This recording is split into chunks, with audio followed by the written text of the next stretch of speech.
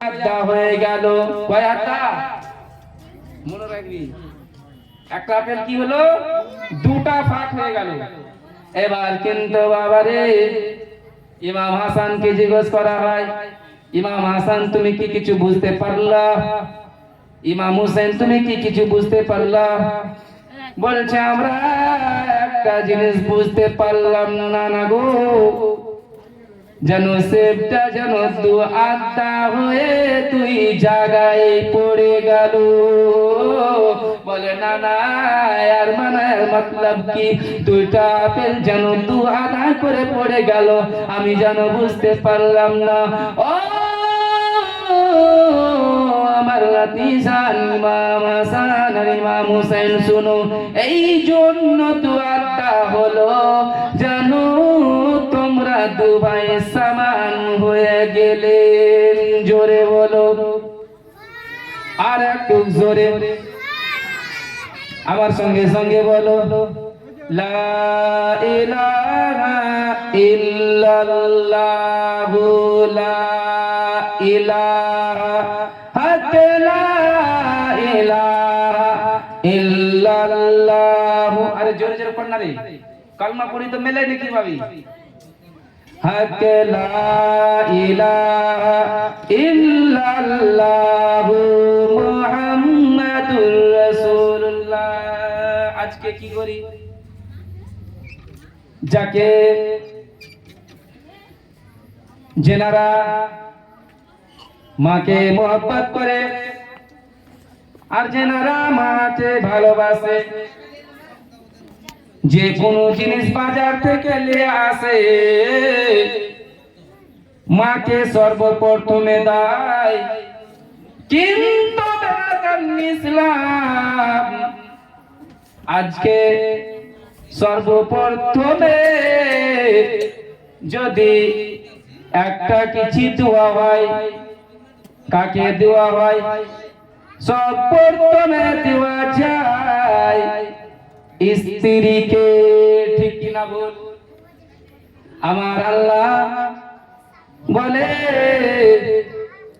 তোমরা নিজের মায়ের চাইতে, নিজের বাবার চাইতে, নিজের হাবিবের, নিজের আওলাদের চাইতে আমাকে যদি পেতে চাও, আমাকে যদি মোহব্বত করতে চাও, তো কি করো? আমার হাবিবকে ভালোবাসো, তারপরে কি করো? নিজের মা বাপের সঙ্গে মোহব্বত করো। জোরে হবে না বেরাদার ইসলাম? এই জন্য বলি, দুইখানা সিলেটের পরীক্ষা লিওয়া হয়ে গেল, সেই পরীক্ষাটা আমার নবী নিয়ে নিলেন। এবার কিন্তু বেরাদার ইসলাম বহুত বড় ওয়াকিয়া আছে, কালকে আমি বলবো। কত টাইম হলো?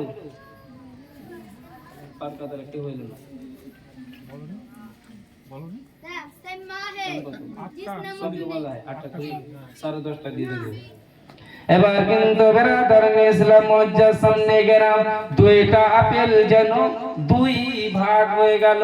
এখান থেকে আমার বক্তব্য থাকলো, কালকে আমি ওখান থেকে আমি শুরু করব। কিন্তু আসেন বেরাদার ইসলাম, আমি আজকে একটা কাহিনী শুনিয়ে তারপরে আমি আমার জবান থেকে একটা গজল শুনিয়ে আমার বক্তব্যকে শেষ করে দিব। আপনারা একবার জোরে বলেন সুবহানাল্লাহ। মোহাম্মদের সঙ্গে দুরূদ শরীফ পড়ো, আল্লাহুম্মা সাল্লি আলা সাইয়্যিদিনা মাওলানা মুহাম্মাদ ওয়া আলা আলি সাইয়্যিদিনা ওয়া আলা আলি সাইয়্যিদিনা মাওলানা। কবি কি বলছে? গর্বে ধরেছে মা, জোরে বলো, যেন মায়ের সঙ্গে মোহব্বত করেছো। দুহাত উঠিয়ে বলো ইয়া রাসূলুল্লাহ। আরো একটু জোরসে হবে না? আরে গর্বে ধরেছে মা, পেয়ে কত সন্তর না। আরে গর্বে ধরেছে মা,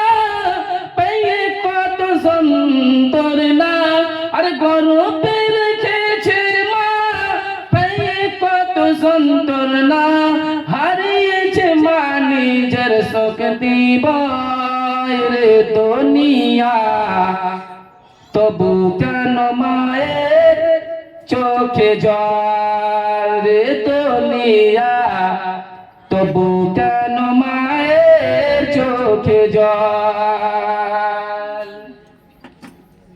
ব্রাদার ইসলাম, যে মা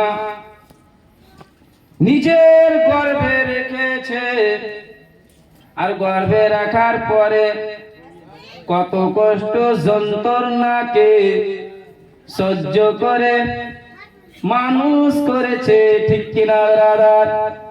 ওই জন্য কবি বলছে, গর্ভে রেখেছে মা পায়ে কত যন্ত্রণা, হারিয়েছে মা নিজের শক্তি বয় রে দুনিয়া, তবু কেন মায়ের চোখে জল রে দুনিয়া, তবু কেন মায়ের চোখে জল।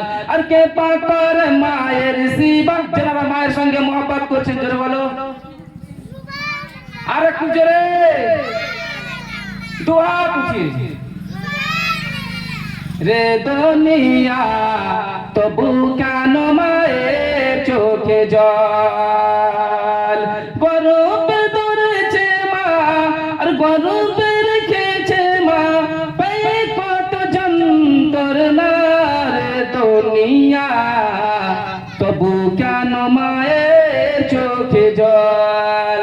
আর 10 মাস 10 দিন গর্ভে রেখেছে পায়ে কত মা যন্ত্রণা রে দুনিয়া, তবু কেন মায়ের চোখে জল। ব্রাদার ইসলাম, মা যখন ছোট যখন ছেলে থাকে খুব সুন্দর ভাবে কষ্ট ভাগে মানুষ করে, তাকে কান্না করে তো চুপায়, চুপার পরে কি করে হাঁটতে শেখায়, ঠিক না ভুল বলছি? হাঁটতে শেখার পরে কি করে, যদি ছেলে যদি কানে তো কি করবে, বাবু চুপ যাও। এবার খোঠাদের মধ্যে কি বলবে, তাই চুপ চুপ। আমাদের ভাষা কি, তুমি বাবু চুপে যাও, খোঠাদের মধ্যে বলবে তাই চুপ থাক। ছেলে কি একটা কথা বলি, কিন্তু ব্রাদার ইসলাম, মা গর্ভে রাখার পরে যখন ছেলে দুনিয়াতে আসে খুব সুন্দর ভাগে, ছেলে যখন কান্না করে খুব সুন্দর ভাগে বলে, বাবু চুপে যাও আর কান্না করো না, এই কথা বলে ছেলে চুপে যায়। তারপরে কি করে, হাঁটতে শেখায়। সেই জন্য কবি কি বলেছে, ছোট বালা শিশু কালে দিয়েছে মা যন্ত্রণা, তবু কেন মায়ের চোখে জল রে দুনিয়া, তবু কেন মায়ের চোখে জল রে দুনিয়া, তবু কেন মায়ের চোখে জল। গর্ভে রেখেছে মা আর গর্ভে ধরেছে মা পায়ে কত যন্ত্রণা রে দুনিয়া, তবু কেন মায়ের চোখে জল। ব্রাদার ইসলাম, আসেন ছোট খানা আমি একটা ঘটনা শোনাই।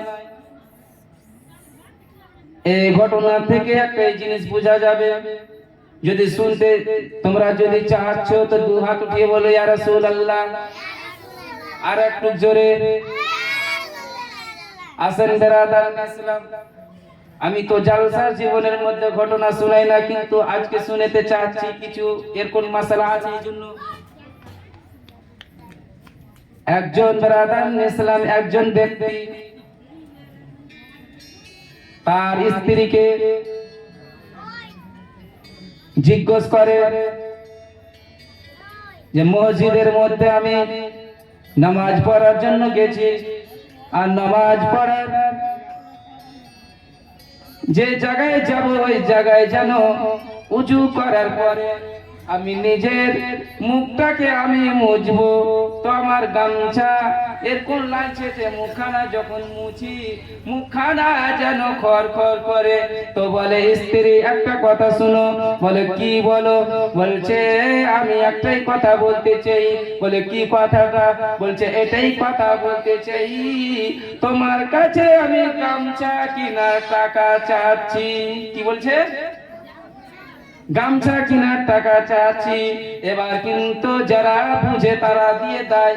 এবার কিন্তু নিজের আঁচল থেকে 50 টাকা দিয়ে দিল। আর দেওয়ার পরে একখানা গামছা নেওয়া হলো। আর সে গামছা খানা নিয়ে কি করেছে এবার শুনেন। গামছা খান যেন নিয়ে যেন বাজারের মধ্যে গেছে, আর বাজারের মধ্যে পড়ে গেছে। বুঝতে পারলেন? গামছাটা কিন্তু বাজারের মধ্যে পড়ে গেছে। এবার বেরাদার ইসলাম গামছাখানা বাজারের মধ্যে পড়ে গেলেন। দেখেন যেন গামছাখানা বাজারের ভিতরে পড়ে যায়। নারে তাকবীর, নারে তাকবীর, নারে রিসালাত। হযরত আল্লামা মাওলানা মুফতি মানওয়ার সাহেব কিবলা, হযরত আল্লামা মাওলানা মুফতি মানওয়ার সাহেব কিবলা। নারে তাকবীর, নারে রিসালাত। বেরাদান ইসলাম গামছাখানা কি হয়েছে জানো? বেরাদান ইসলাম বাজারের ভিতরে পড়ে গেছে। এবার পড়ে যাওয়ার পরে তার স্ত্রীকে জিজ্ঞেস করে যেন আমার গামছা বাজারে যেন কে নিয়ে নিয়েছে। এবার কিন্তু জেনারা চাল্লাক আছে, জেনার স্ত্রী চাল্লাক আছে। বলছে আমি কি কামেতে যাই, আমি কি বেহির যাই, যে আমি খালি কাপড়ের আঁচল থেকে খালি কি গামছা কিনার টাকায় দিব। এবার বলেছে কি যে শুনো, তুমি তো নামাজ পড়ো না। প্রথম নাম্বার বলছে তুমি যদি নামাজ পড়ো, বলছে কয়দিন তাক? বলছে 7 দিন তাক নামাজ পড়তে হবে, তারপর আমি দেখবো। এবার কিন্তু 7 দিন তাক নামাজ পড়লো। এবার নামাজ পড়ার পরে কিন্তু ওকে বললো একটাই কথা, যে তোমাকে কি করতে হবে, দাড়ি রাখতে হবে। এবার দাড়ি কইলে যে 4 মাস পর্যন্ত তুমি দাড়ি কাটবে না। কতদিন? মাস পর্যন্ত? 4 মাস পর্যন্ত দাড়ি কাটবে না। এবার যদি দাড়ি কেটে নাও তো মাসে 1 মাস করে যদি দাড়ি কাটো তো 10 টাকা করে হচ্ছে। এবার কিন্তু 2 মাসে 10 টাকা করে যদি হয়ে যায় তো 20 টাকা হয়ে যাচ্ছে। 4 মাসে হয়ে যাচ্ছে 40। বলছে তুমি এই টাকা দিয়ে দাড়ি না কেটে তুমি কি করো, একখানা গামছা কিনে নিয়ে এলাম। এবার কিন্তু গামছা কিনে নিয়েছে। আর গামছা কেনার পরে সে গামছাখানা কিনার পরে যেন 5 ওয়াক্তের নামাজ ধরে নিল। নামাজ ধরতে ধরতে এবার কিন্তু বড় বড় দাড়ি রাখলো। আর রাখার পরে সে গামছাখানাটাও কিন্তু হারিয়ে দিয়েছে। এবার হারিয়ে দেওয়ার পরে রেলগাড়িতে বসেছে। আর বসার পরে কি করেছে বেরাদার ইসলাম, যেন রেলগাড়িতে বসার পরে একটা মানুষ যেন এক সাইডে বসে আছে। আর বসার পরে মানুষটা যেন দাড়ি দেখেছে বড় বড়। এবার দাড়ি দেখার পরে তাকে জিজ্ঞেস করে আজকে তোমাকে দেখে জেনে কেমন কেমন লাগছে। বলছে কিসের জন্য?